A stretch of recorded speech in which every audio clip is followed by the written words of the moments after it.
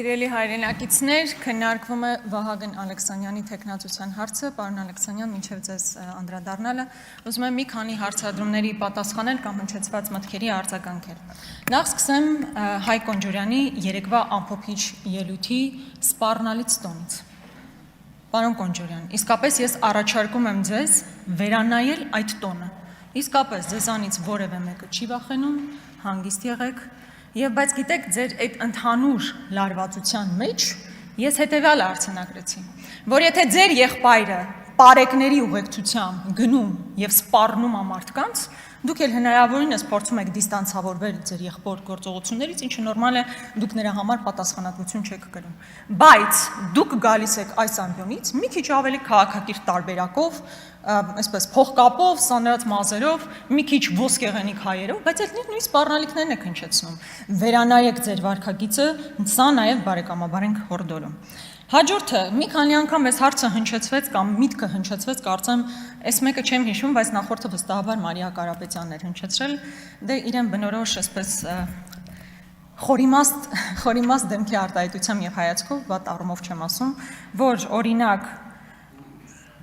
Ծառուկյանի կամ Բարգավաճ Հայաստանը Քոչարյանի պրոյեկտն է։ Սովորաբար դուք ավելի շատ հանդես եք գալիս այսպես վերլուծական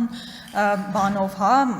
վերլուծական հայացք ուղղելով ինչ-որ իրադարձությունների, սա սովորական բամբասանք է։ Բայց մինչև հասնել այստեղ մեծ հարցադրումներ հնչեցնել, ձեր խմբակցությունում կա հարգարժան Սերգեյ Բագրատյանը։ Մինչև հասնեք այստեղ այսքան երկար տևի այդ հարցադրման հետևից գնալու ձեր ճանապարհը, պարոն Բագրատյանի մոտեցեք ինքը ամենայն մանրամասնությամբ եւ խորությամբ կարձագանքի դա նախագահ Քոչարյանի պրոյեկտն է, թե չէ, ինչը բնականաբար այդպես չի, բայց թե ինչու են ձեր գործընկերներն այդպես պնդում, որևէ մեկը չգիտի։ Բայց թե ինչու ենք մենք խոսում Ծառուկյանի մասին, նրա բիզնեսների խլման մասին, շատ պարզ պատճառով, որովհետեւ նախ եւ առաջ դուք գողացել եք մեր հայրենակիցների 60,000 ձայնը, վոտատակ եք տվել, անարգել եք մարդկանց ազատ քվեն, նախ եւ առաջ դա ենք մատնանշում եւ երկրորդը իհարկե ձեր գործողությունները մասնավոր իրավունքի ոտնահարում է, ինչը չի կարող ազդել մեր միջազգային վարկի վրա։ Այսինքն մենք հիմա մտածում ենք, չէ, որ միջազգային ներդրող պետք է գա Հայաստանի Հանրապետությունում։ Բա որ նայում են մեր երկրում ինչա տեղի ունենում, օրը ցերեկով իմիջիայլոց ժամանակ ասում են, չէ, այսինչ օբյեկտը ստրատեգիական նշանակության օբյեկտ է։ Իսկ կարող է մուլտիվելնեսն էր ստրատեգիական նշանակության օբյեկտ, որ խլեցիք։ Դրա ստրատեգիական նշանակությունը որն էր։ Բիզնես էր, խլեցիք ուղղակի այդ բիզնեսը։ Այո, եւ մենք դա պետք է բարձրաձայնենք, որովհետեւ դա ոչ միայն Ծառուկյանի նկատմամբ իրականացված ապօրինի գործողություններ են, դա Հայաստանի Հանրապետության միջազգային հեղինակության հարցն է եւ հետագա ներդրումներ ներգրավելու լուրջ սպառնալիք։ Այստեղ պատգամավորներ կան, որ ես առաջարկում եմ ի վերջո գիտակցեն, թե այս ամբիոնը ինչպիսի կարևորություն ունի եւ չկարծեն, թե ֆեյքերի պոակի կամ ֆեյքային ինչ-որ ինդուստրիայի մաս են կազմում, գնահատեն այս ամբիոնը, հարգանքով մոտենան այս ամբիոնին։ Չգիտեմ, ով ասեց, որ Հայաստանում չկան քաղբանտարկյալներ։ Իհարկե, այս նախադասությունը արդեն բավականին զավեշտ է առաջացնում։ Արտուր Սարգսյանը քաղաքական բանտարկյալ է։ Արտուր Սարգսյանը քաղաքական բանտարկյալ է։ Եվ քանի դեռ այս պարլամենտը անձեռնմխելիությունը մեր գործընկերոջ թույլ չէր տվել, որ հաղթահարվի, նա ուղղակի քաղաքական պատանդի կարգավիճակում է հիմա։ Արեգնաս Մանուկյանը քաղաքական հետապնդվող անձ է։ Այսքանի օրը մենք անընդհատ խոսում ենք եւ հատկապես ԿՊ-ական կանանց ես մի անգամ առիթ ունեցա դիմելու։ Դուք այդպես էլ որևէ կերպ չարձագանքեցիք, արդյոք պատրաստ եք քայլեր ձեռնարկել,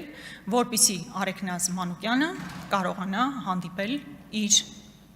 դստերը, անչափահաս դստերը։ Խնդիրն ինչու՞ն է, որ չեք արձագանքում։ Այսպես տեսական ինչ-որ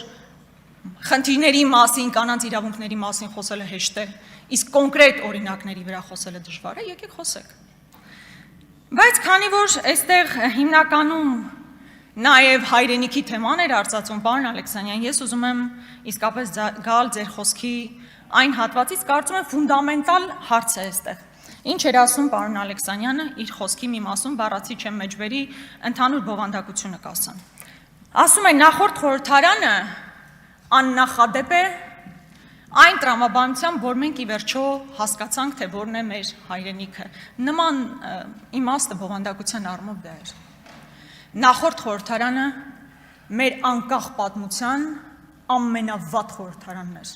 ամենախայտառակը, ոչ միայն այսպես միջանձնային հարաբերությունների տեսանկյունից, այլ որովհետև այդ ժամանակահատվածում մենք կորցրել ենք մեր հայրենիքի մի մասը։ Եվ մեր եւ ձեր ամենամեծ տարբերությունն այն է, որ մենք համարում ենք Արցախի կորուստը պատմական ողբերգություն եւ կորուստ, դուք գնահատում եք արժեք, որ ձևավորվել է Հայաստանի Հանրապետություն։ Այսինքն մենք մեր ֆունդամենտալ տարբերությունը, հատկապես մեր հայացքը նախորդ խորհրդարանին, դա է, որ մենք հայրենիք ենք կորցրել եւ դա մեզ համար ցավ, ողբերգություն, կորուստ է, իսկ ձեզ համար ձեռքբերում։ Մեր ամենամեծ տարբերությունը դա է։ Բայց առհասարակ ինչ է հայրենիքը։ AI-ով էլ գրելու կարիք չկա, նույն սովորական հին ու բարի Վիքիպեդիան բացում ես։ Ինչ է հայրենիքը։ Տարածք, որտեղ որևէ ժողովուրդ կամ էթնիկ խումբ ապրում է, կերտելով իր պատմությունը, կենցաղը, վարքը բարքը, փոխելով իր սերունդը, սերունդներին է ժառանգում իր քաղաքակրթության արժեքները, կարծում եմ բոլորի համար է հասկանալիս է։ Օրինակ Արեգա Հովսեփյանը ծնվել եւ մեծացել է Արցախում։ Պարոն Եղոյան, ինչ եք ուզում առաջարկենք, որ Արեգա Հովսեփյանը չկարողանա ասի, որ Արցախը իր հայրենիքն է։ Լևոն Քոչարյանը ծնվել է Արցախում, ինքը չի կարող ասել։ Իմ մի հռետորական հարցեր են հիմա, պարտադիր չի այս բային արձագանք։ Պարոն Եղոյան, պարտադիր չի հենց հիմա արձագանքեք։ Իմ տատիկը ծնվել է, ես Արցախում չեմ ծնվել, Կապանում եմ ծնվել, բայց իմ տատիկը ծնվել է Արցախի Մարտունու շրջանում։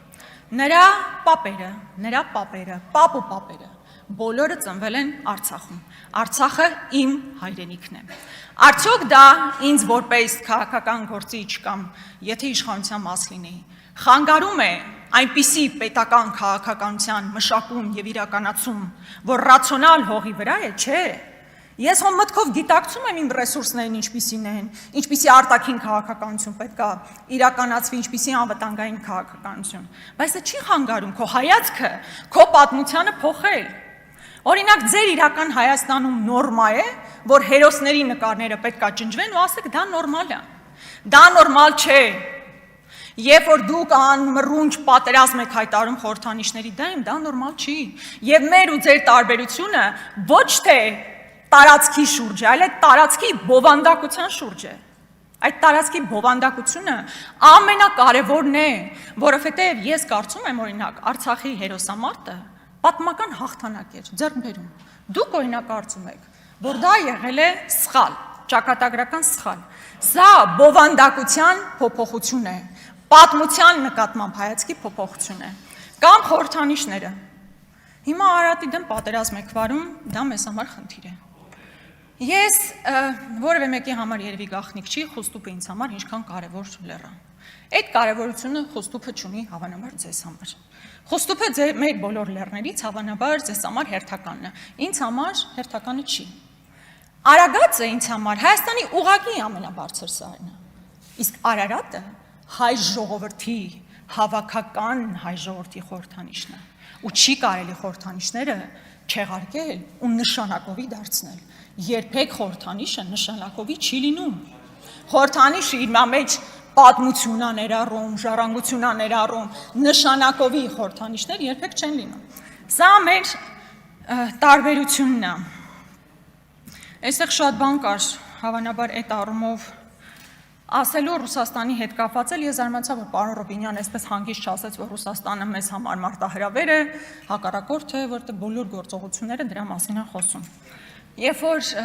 բան են բերում, խումբ են բերում, որ հիբրիդային պատերազմի դեմ, չգիտեմ ինչ անի, դե լավ էլ ուրիշ իր ձևակերպում պետք է տալ։ Պարոն Քոչարյանը, այստեղ Անդրանիկ Քոչարյան, այստեղ ում կարևոր է շեշտել։ Պարոն Քոչարյան, դուք 8-րդ տարին ալ երանում, դուք այսպես հերթական պատգամավորը չեք եղել։ Անվտանգության պաշտպանության հանձնաժողովի ղեկավարն եք եղել։ Դուք ված չեք զգում, որ 8 տարի գալիս նույն բանի մասին խոսում եք։ Բա 8 տարի լծակները ձեր ձեռքին ունենալով ինչով եք զբաղված եղել։ Ես կարծում եմ ձեզ համար պետք է վիրավորական լինի։ 8 տարի նույն նախադասությունը, նույն Աղան Հովսեփյանը, Ռոբերտ Քոչարյանը, մարտի 1-ը, նույն նախադասությունը, գոնե ձևի համար մի նախադասություն մի քիչ փոխեք։ Ձեզ համար վաճառեք չգիտեմ։ Մեկ էլ չգիտեմ ինչու որոշեցիք, չգիտեմ ինչու որոշեցիք, պարոն Քոչարյան, անդրադառնալ ինձ, իմ դերին եւ կարգավիճակին։ Պարոն Քոչարյան, դուք ձեր մասին մտածեք, քաղաքական գեներալի կոչումից դարձել եք եֆրեյտոր, շնորհակալություն։